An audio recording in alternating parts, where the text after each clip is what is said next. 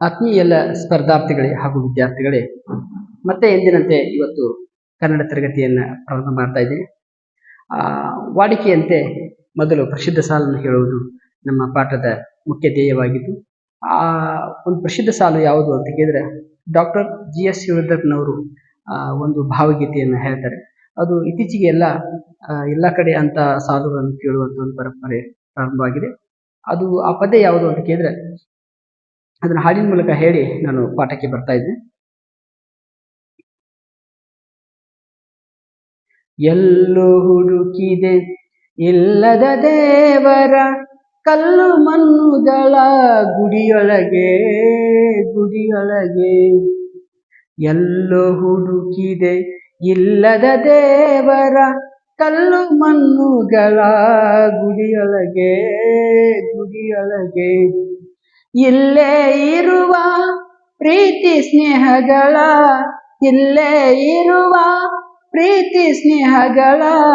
ಗುರುತಿಸದಾದೆನೋ ನಮ್ಮೊಳಗೆ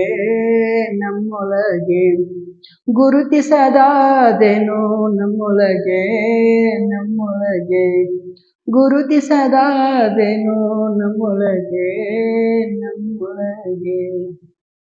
ಓಕೆ, ಧನ್ಯವಾದಗಳು. ಈಗ ಪಾಠಕ್ಕೆ ಬರೋಣ. ಇವತ್ತಿನ ಮುಖ್ಯವಾಗಿರ್ತಕ್ಕಂಥ ವಿಷಯ ದ್ವಿರುಕ್ತಿ ಅಂತಂದ್ರ ದ್ವಿ ಅಂದ್ರೆ ಎರಡು, ಉಕ್ತಿ ಅಂದ್ರೆ ಮಾತು. ಒಂದೇ ಪದ ಅಂದ್ರೆ ಎರಡು ಸತಿ ಬರ್ತದೆ. ದ್ವಿ ಅಂದ್ರೆ ಎರಡು, ಉಕ್ತಿ ಅಂದ್ರೆ ಮಾತು. ಮತ್ತೆ ಬರುವಂತ ಒಂದು ಪದಗಳು ಏನಿದಾವಲ್ಲ, ಒಂದೇ ಪದ ಮತ್ತೆ ಬರ್ತಿತ್ತಂದ್ರೆ ಅದಕ್ಕೆ ನಾವು ದ್ವಿರುಕ್ತಿ ಅಂತ ಕರಿತೀವಿ. ಅದಕ್ಕೆ ಅವ್ರು ಹೇಳ್ತಾರ, ಅರ್ಥ ನೋಡಿದಾಗ ವಿಶೇಷವಾದಂತ ಒಂದು ಅರ್ಥವನ್ನು ವ್ಯಕ್ತಪಡಿಸಬೇಕಾಗಿತಿ. ಅಂತ ವ್ಯಕ್ತಪಡಿಸುವುದಕ್ಕಾಗಿ ಅರ್ಥವಿರುವ, ಅದಕ್ಕೆ ಮೀನಿಂಗ್ ಇರ್ತದೆ. ಅರ್ಥ ಇರುವಂತ ಒಂದೇ ಪದವನ್ನ ಎರಡು ಬಾರಿ ಬಳಸುವಂತದ್ದನ್ನ ನಾವೇನ್ ಕರಿತೀವಪ್ಪ ಅಂತ ಕೇಳಿದ್ರೆ ದ್ವಿರುಕ್ತಿ ಅಂತ ಕರಿತೀವಿ. ದ್ವಿರುಕ್ತಿ ಅಂತ ಕರಿತೀವಿ. ಈಗ ನೀವು ಕೇಳಿರ್ತೀರಿ, ಸಾಮಾನ್ಯವಾಗಿ ಏನ್ ಕೇಳಿದ್ರಿಪ್ಪ ಅಂತಂದ್ರ, ಇಲ್ಲಿ ಉದಾಹರಣೆ ಸಹಿತ ನೋಡಿದಾಗ ಗೊತ್ತಾಗ್ತೈತಿ. ನಿಲ್ಲು ನಾನು ಬರುತ್ತೇನೆ. ನಿಲ್ಲು ನಾನು ಬರುತ್ತೆ. ಈ ನಿಲ್ಲು ಅನ್ನುವಂಥದ್ದು ಒಂದು ಬಾರಿ ಬಂದಿಲ್ಲ, ಎರಡು ಬಾರಿ ಬಂದಿಲ್ಲ. ಇದಕ್ಕೆ ಅರ್ಥ ಅದ, ನಿಲ್ಲು ನಾನು ಬರುತ್ತೇನೆ ಅಂತ ಹಿಂಗೂ ಹೇಳ್ಬೋದು. ನಿಲ್ಲಪ್ಪ ನಾನು ಬರ್ತೀನಿ ಅಂತೇಳಿ ವಯಸ್ಸಾದವರು ಹೇಳ್ಬೋದು. ಒಟ್ಟಿನಲ್ಲಿ ಇದು ನಿಲ್ಲು ಅನ್ನುವಂಥದ್ದು ದ್ವಿರುಕ್ತಿ. ಎರಡು ಸತಿ ಬಂದದ. ಒಂದೇ ಪದ ಎರಡು ಬಾರಿ ಬರುವಂತ ಯಾವುದೇ ಪದಗಳಲ್ಲಿ ಅವೇನಾಗ್ತವಪ್ಪ ಅಂದ್ರೆ ಅರ್ಥ ಇರಬೇಕು. ಅಂತಹ ಪದಗಳೆಲ್ಲ ದ್ವಿರುಕ್ತಿಗಳಾಗಿ ಇಲ್ಲಿ ಬದಲಾಗ್ತವ. ಹಾಗೆ ಹೌದು ಸರಿ ಅನ್ನಾಕ ಹೌದು ಗೆದ್ದವನು ನಾನೇ ಉತ್ಸಾಹದಲ್ಲಿ ಹೇಳುವಂತ ಒಂದು ಪದ ಇದೆ. ಹೌದು ನಾನೇ ಗೆದ್ದವನು, ಅಥವಾ ಗೆದ್ದವನು ನಾನೇ ಅಂತ ಹೇಳಕ ಹೌದು ಅನ್ನೋದು ಪದೇ ಬಂದದ. ಒಂದೇ ಪದ ಪದೇ ಅಂದ್ರೆ ಎರಡು ಬಾರಿ ಬಂದದ ಅಂತ ಹೇಳಿ. ಅದೇ ರೀತಿ ನಿಲ್ಲು ಆಗಿರ್ಬೋದು. ಬೇಡ ನೀ ಬರಬೇಡ ಆತಂಕ ಆದಾಗ. ನಡೆ ಹೋಗ್ಬೇಕಾದಾಗ. ವೇಗವನ್ನು ಸೂಚಿಸುವಂತ ಪದಗಳಲ್ಲಿ ನಡೆ ತುತ್ತ ತುದಿ.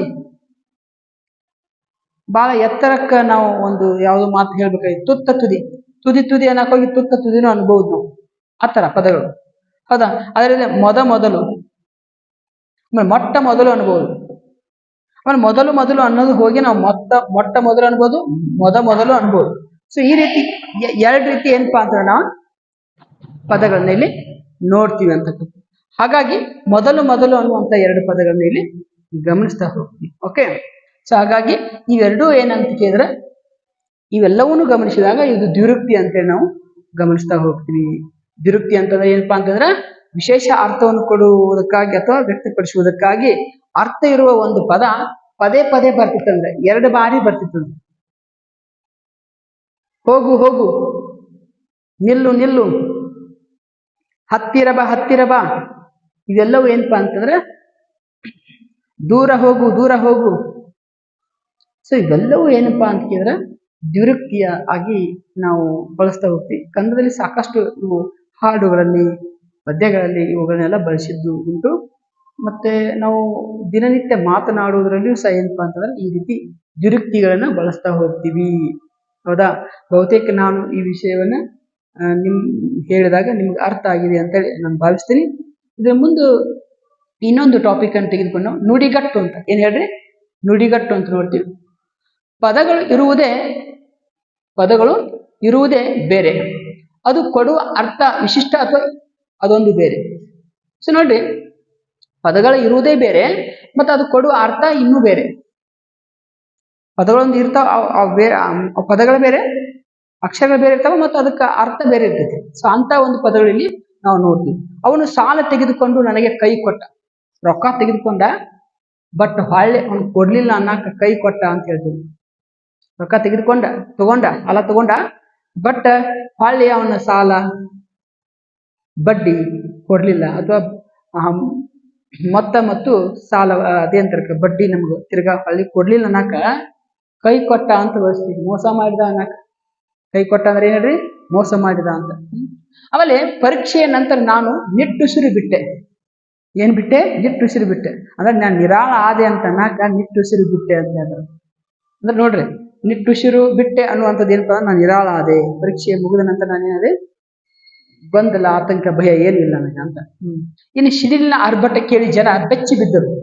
ಕೇಳ್ತೀನಿ ನೀವೆಲ್ಲ, ಸಿಡಿಲಿನ ಆರ್ಭಟ ಕೇಳಿ ಜನ ಹೆಂಗಪ್ಪ ಅಂತಂದ್ರೆ ಬೆಚ್ಚಿ ಬಿದ್ರು ಅಂತೇಳಿ ನೀವೆಲ್ಲ ಕೇಳ್ತಿದ್ರಿ. ಇನ್ನು ಬೆಚ್ಚಿ ಬೀಳು ಅಂತಾರೆ ಏನಂತಂದ್ರೆ ಆತಂಕಗೊಳಗಾದ್ರು ಅಂತ. ಈ ರೀತಿ. ಆಮೇಲೆ ಕಿವಿ ಹಿಂಡು ಅಂತಂದ್ರೆ ಬುದ್ಧಿ ಹೇಳು ಅಂತ. ಸ್ವಲ್ಪ ಅವಂಗ ಕಿವಿ ಹೇಳೋದಕ್ಕ ನಾವು ಕಿವಿ ಹಿಂಡು ಅಂತ ಹೇಳ್ತೀವಿ. ಅದೇ ರೀತಿ ಮೈ ಮರೆ, ನಾವೇನೋ ಭಾಳ ಕೆಲಸಗಳಲ್ಲಿ ತೊಡಗಿರ್ತೀವಿ, ಅವಾಗ ಮೈ ಮರಿತೀವಿ. ಹಾಗಾಗಿ ಅಂದ್ರೆ ಅದರ ಅರ್ಥ ಏನಪ್ಪ ಅಂದ್ರೆ ಎಚ್ಚರ ತಪ್ಪು ಅಂತ. ಏನ್ ಹೇಳ್ರಿ? ಎಚ್ಚರ ತಪ್ಪು. ಆದ್ರೆ ತಲೆದೂಗು ಅಂದ್ರೆ ಯಾವುದೋ ಒಂದು ವಿಷಯಕ್ಕೆ ನಾವು ಒಪ್ಪಿಗೆ ಸೂಚನೆ ಮಾಡುವುದು ಅಥವಾ ಒಪ್ಪಿಗೆ ಸೂಚಿಸುವುದು ಅಥವಾ ಒಪ್ಪಿಗೆ ನೀಡುವುದು, ಇದಕ್ಕೆ ನಾವು ತಲೆದೂಗು ಅಂತ ಕರಿತೀವಿ. ಅದೇ ರೀತಿ ಕೆಂಡಕಾರು, ಕೋಪಗಳು. ಕೆಂಡಕಾರನ ಹೇಳ್ರಿ, ಕೋಪಗಳು. ಅಷ್ಟೇ ಅಲ್ಲ, ಮುಂದಿನ ನೋಡಿದಾಗ ಕೈವಾಡ. ಈಗ ನಮ್ಗೆ ಯಾರಿಗೆ ನಮ್ಗೆ ಯಾರೋ ಒಬ್ರು ಏನೋ ತೊಂದರೆ ಮಾಡಿರ್ತಾರೆ, ಅದ್ರ ನಮ್ಗೆ ಗೊತ್ತಾಗಲ್ಲ ಯಾರು ತೊಂದರೆ ಮಾಡಿರ್ತಾನೆ ಗೊತ್ತಾಗಲ್ಲ. ಅವಾಗ ಯಾರು ಕುತಂತ್ರ ಇರ್ಬೋದು, ಇದ್ರ ಹಿಂದೆ ಯಾರು ಇರ್ಬೋದು, ಕೈವಾಡ ಯಾರು ಇರ್ಬೋದು ಅಂತ ನಾವು ವಿಚಾರ ಮಾಡಕತ್ತೀವಿ. ಅದಕ್ಕೆ ಕೈವಾಡ ಅಂದ್ರೆ ಕುತಂತ್ರ ಅಂತ ಹೇಳಿ ಬಳಸ್ತೀವಿ ಪದ. ಇನ್ನು ಪಾದರಸ, ಬಹಳ ಚುರುಕಾದ ವ್ಯಕ್ತಿ ಪಾದರಸದಂತೆ ಕೆಲಸ ಮಾಡ್ತಾನೆ ಅಂತಿರ್ತೀರಿ, ಕೇಳಿರ್ತೀರಲ್ಲ ಪದಗಳನ್ನ. ಸೊ ಈ ರೀತಿ ನಾವು ಪದವೇ ಬೇರೆ, ಅದಕ್ಕೆ ಅದರೊಳಗಿರ್ತಕ್ಕಂಥ ಒಂದು ಭಾವಾರ್ಥ ಬೇರೆ, ಅಥವಾ ಅದರೊಳಗಿರ್ತಕ್ಕಂಥ ಪದದ ಅರ್ಥವೇ ಬೇರೆ ಇರ್ತೈತಿ. ಹಿಂಗ ಆ ನುಡಿ ಒಳಗಿರ್ತಕ್ಕಂಥ ಒಂದು ಅರ್ಥ ಇನ್ನೇನೋ ಹೇಳ್ತಿರ್ತೈತಿ. ಈ ರೀತಿ ಏನಪ್ಪಾ ಅಂತಂದ್ರೆ ನಾವು ಪದಗಳನ್ನು ನೋಡಿದಾಗ ಇವು ಕನ್ನಡದಲ್ಲಿ ಸಾಕಷ್ಟು ಅದಾವ, ಬಹಳಷ್ಟು ಅದಾವ. ಇಂಗ್ಲೀಷ್ನಲ್ಲಿ ನೋಡ್ತೀರಿ, ಈ ಕನ್ನಡದಲ್ಲಿ ನೋಡ್ತೀರಿ. ಹಂಗ ನುಡಿಗಟ್ಟುಗಳನ್ನು ಅಂತದ್ದು ಏನಪ್ಪ ಅಂದ್ರೆ ಪದ ಬೇರೆ, ಅದ್ರ ಅರ್ಥ ಇನ್ನೂ ಏನೋ ಬೇರೆ ಇರ್ತೈತಿ. ಸೊ ಈ ರೀತಿ ನಾವು ಕನ್ನಡದಲ್ಲಿ ಏನ್ ಮಾಡ್ತೀವಿ ಅಂದ್ರೆ ನುಡಿಗಟ್ಟನ್ನು ಬಳಸ್ತಾರೆ. ಇವತ್ತು ಏನಪ್ಪಾ ಅಂತಂದ್ರೆ ಈ ರೀತಿ ಜಿರುಕಿ ಮತ್ತು ನುಡಿಗಟ್ಟನ್ನು ತೆಗೆದುಕೊಂಡು ನಾನು ಬಂದಿದ್ದೇನೆ. ಇವುಗಳನ್ನು ಸಹ ಎಲ್ಲ ಸ್ಪರ್ಧಾತ್ಮಕ ಪರೀಕ್ಷೆಗಳಲ್ಲಿ ಕೇಳಿದುಂಟು. ಇವನ್ನ ನಾ ಹೇಳಿದ ಮೇಲೆ ಇಷ್ಟ ಏನು ಎಕ್ಸಾಮ್ ಕೇಳ್ತಾವಂತಲ್ಲ, ಇವುಗಳನ್ನ ಏನ್ ಮಾಡ್ಬೇಕಂದ್ರೆ ಅರ್ಥ ಮಾಡಿಕೊಂಡು, ಇದರ ವ್ಯಾಖ್ಯೆಯನ್ನು ಅರ್ಥವನ್ನ ಅರ್ಥ ಮಾಡಿಕೊಂಡು ಇವುಗಳನ್ನ ಹೆಚ್ಚು ಹೆಚ್ಚು ಸಂಗ್ರಹಿಸಿದ್ರ ಪರಿಣಾಮದಿಂದ ನಿಮ್ಮ ಪರೀಕ್ಷೆಗಳಲ್ಲಿ ಹೆಚ್ಚು ನಿಮಗೆ ಅನುಕೂಲ ಆದೀತು.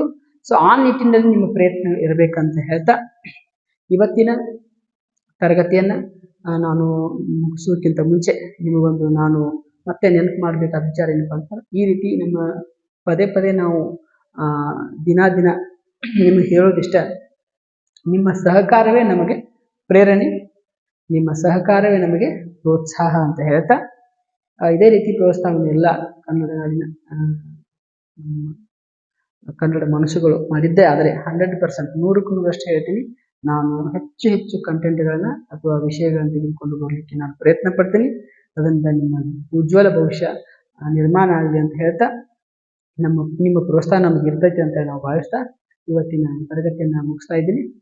ನಮಸ್ಕಾರ, ಶುಭ ಸಂಜೆ.